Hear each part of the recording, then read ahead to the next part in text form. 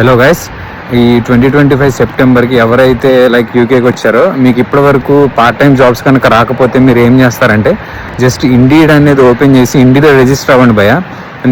ఎందుకంటే చాలా వేరోజెస్లో మనకి జాబ్స్ అయితే పడుతున్నాయి. సో ఇండీడ్లో రిజిస్టర్ అయ్యి లాస్ట్ 24 అవర్స్లో పోస్ట్ చేసిన ప్రతి ఒక్క జాబ్కి అయితే అప్లై చేయండి. మీకు వెంటనే 1 to 2 డేస్లో రెస్పాన్స్ అయితే వస్తుంది.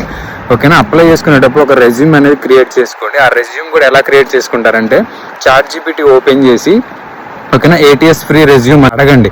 అది ఒక ఫార్మాట్ ఇస్తుంది. ఆ ఫార్మాట్లోనే మీరు రెజ్యూమ్ అనేది ప్రిపేర్ చేసుకోండి. ఆ ఫార్మాట్ ఎందుకంటే ఈ రిక్రూటర్స్ ఏం చేస్తారంటే ఆ ATS టూల్ అనేది యూజ్ చేస్తారనమాట.